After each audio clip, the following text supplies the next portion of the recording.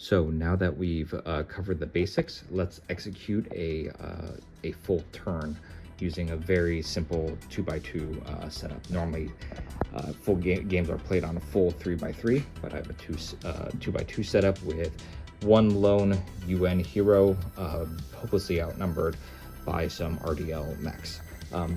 In this setup, we have the RDL player as the white player. And the UN player is the black player. This comes into play if you ever, if in the case of tiebreakers, if you have pilots that have equivalent dial priority. So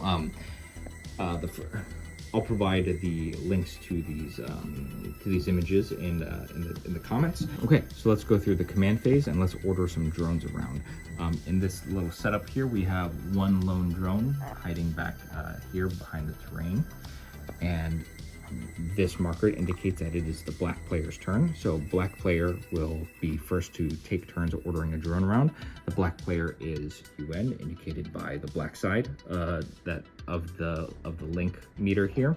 UN doesn't have any drones, so it's going to go to white player's turn, and they're going to decide what to do with their drone. As discussed before, this drone can either move as a basic command that you can give all drones with a movement score, or it can plunk out missiles. So let's do that. We're going to plunk out 2 missiles, range 3 from the opponent. 1, 2, 3, and they're going to go right there. From there, we go into the planning phase. This is where Fantasy Flight X-Wing style, you take your pilot dials in secret and you select. This is where you commit to your timing. And then once everyone's done, you reveal. So let's start executing. And then what we do is we go on and we resolve every one of these. So first, does anyone have a swift action chosen? Wu has a firing action chosen. Answer has a melee action. And Quartz, the UN player, does have a swift action chosen. And she has swift action too. So in the instance that the RDL player had a swift 2, whose turn it is, would be the part of the tie would be broken by the color of this card. But there's no competition, so let's resolve the action opportunity. The first thing we're going to do is we're going to choose her stance. UN as a faction is highly dependent on mobility stance, so she's going to opt to stay in mobility stance. Then she gets to maneuver and then spend her ticks. Her first tick, whether it's the first single tick or a double tick action, must be a action of swift timing. Now there are common actions available to all mechs, but for things like charge, you need to have an actual piece of equipment that is able to charge. If, for example, let's take, for example, Wu here. Wu has 1 firing timing. He selected firing timing, and he only has 1 part that has firing timing, has a firing timing action. If it got to Wu's turn and this arm had been destroyed, and he's like, okay, so I can maneuver. Oh, I have firing timing selected, but I don't have a valid firing timing action. He can't execute anything. So there's that little bit of commitment that you need to plan around, and this does mean that some redundancy is indeed helpful. Answer here does have multiple single tick melee actions available to her. So if you destroy 1 arm and she has the melee timing selected, she's still in the fight. She can still execute. Regardless, back to Quartz here. She selected charge. So again, her maneuver stat is 1. Chopper is upset at something. Please stop barking, Chopper. And so she can maneuver in mobility stance. She can maneuver double that. She can maneuver 2. So Wu has this giant shield here. She doesn't want to mess around with that. She has a melee weapon and a laser submachine gun. She doesn't want to try to crack that shield, and nor does she really want to try to melee specialist mech loadout here. So she's going to try to do some shooting actions. But first, what she wants to do is, again, UN is highly dependent on mobility stance, and they are a little bit of a glass cannon. So she's going to spend her charge. So first she's going to maneuver 2, 1, 2 to get closer to the enemy. Note that these squares are 3x3. A full-sized mech cannot, just flat out cannot enter a square that has these 1x3 either low or high walls in them. You're just not allowed to do that. The official maps will have destructible terrain like this.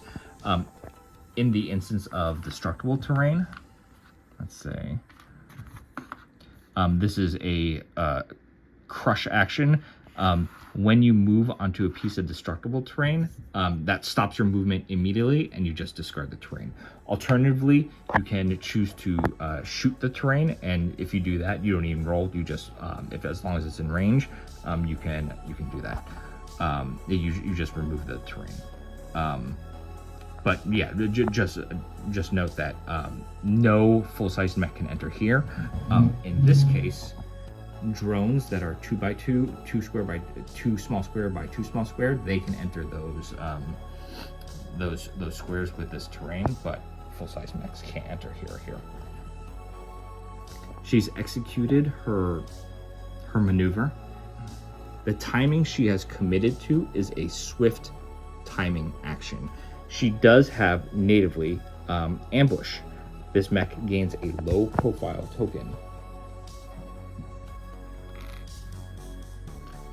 What the low profile token does is, if I remember correctly, when this unit is in the target of a firing action, it exchanges eyeballs for dodges in the defense roll. So she's that much more survivable. So that's one of her 2 ticks spent. She's going to spend the other tick doing a silent burst fire against Answer in her melee mech here. Her silent burst fire is a 4 dice attack, but she has the cooling pack, so this is a laser weapon, so she's gonna grab 5 yellow dice. 1, 2, 3, 4, 5 here. First thing she's gonna do actually is she's going to roll the part dice. She is targeting Answer's left arm. Answer here, the left arm is 4 white dice, so she's gonna grab 4 white dice. And Answer here, let's count up. Answer is in mobility stance, so let's count up her mobility dice score. 1, 4, that's 5, 7. So she's rolling 7 dice here.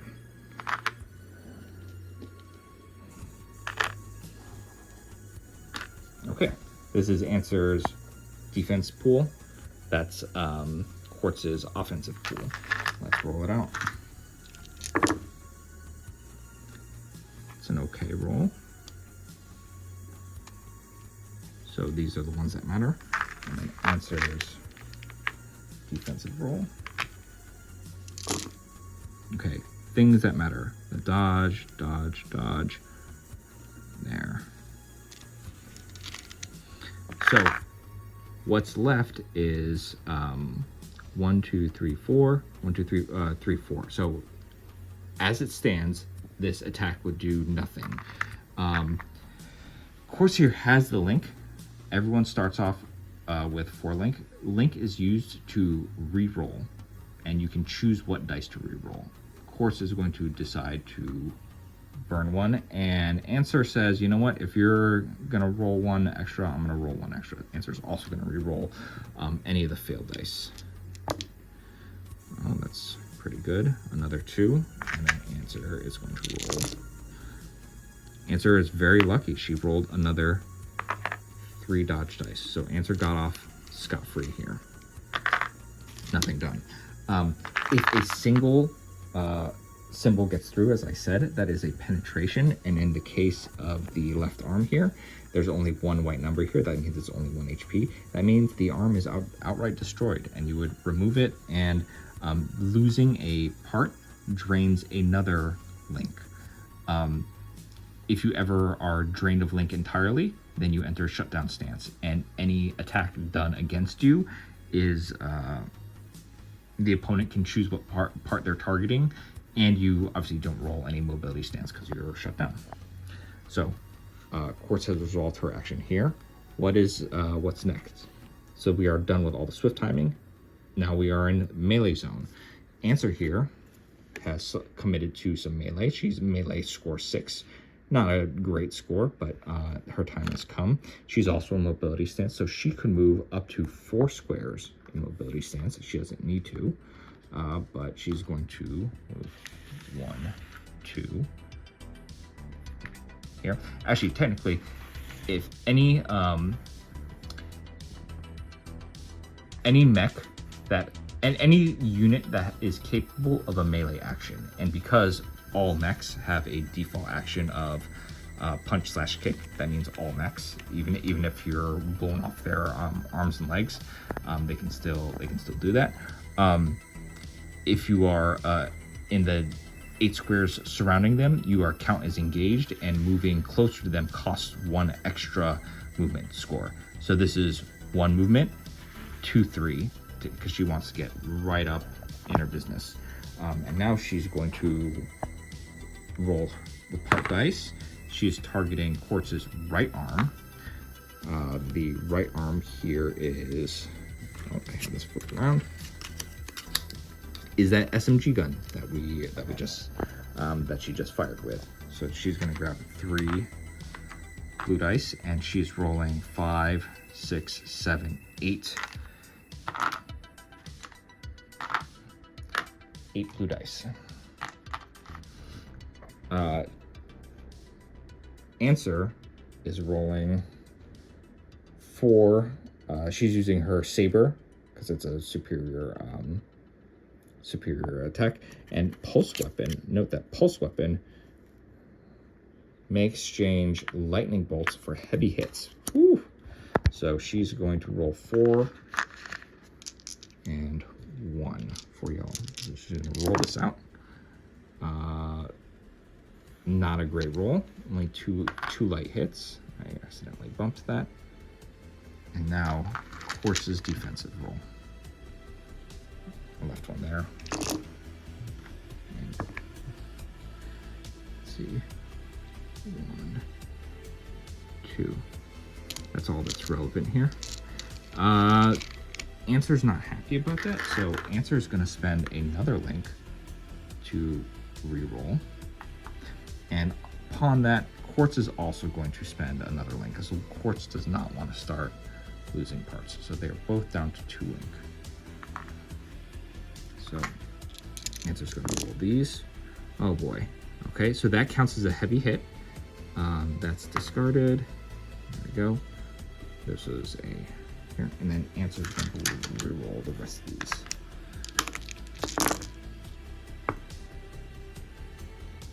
That blocks that.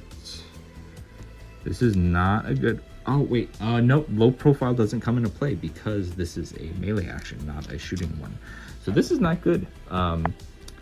This can block one of these, and these 2 block this. But there's 1 hit that got through, and Quartz loses her gun arm, and that losing an arm drains her a link further. She is one link away from shutdown. Now we advance. No one is going to go. No one has selected anything projectile timing, and now we're in our last mech. Wu, Pilot Wu, is in firing timing. Wu has a maneuver score of 1. He's in defensive stance because of that big old shield.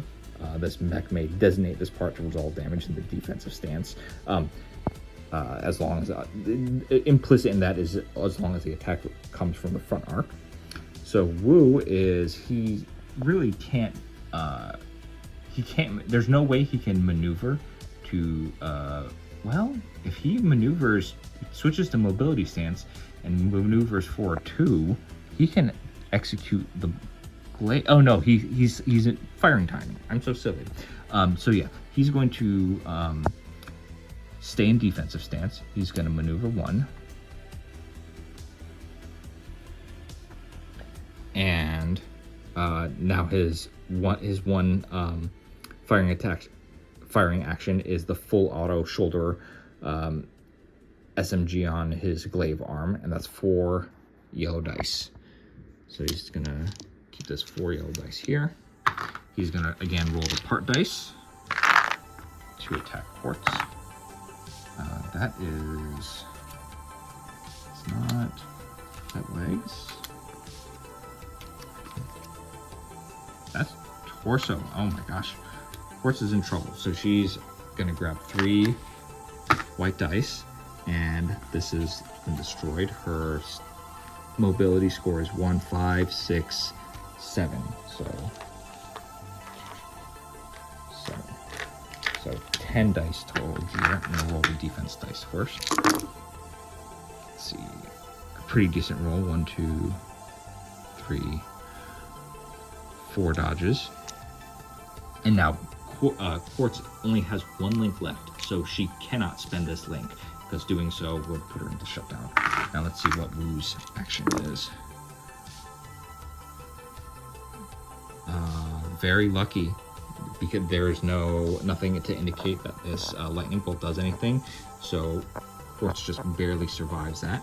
Wu does have 1 pip left, so in order to protect himself from any other shooting actions or anything, he can deploy smoke on himself, which is direct fire, launch a smoke grenade. The smoke grenade is, let's see, RDL is white. You grab 3 of these smoke tokens and you can plunk them on himself. So and you put them adjacent. So I have 1 hand, so let's pretend that that's on him.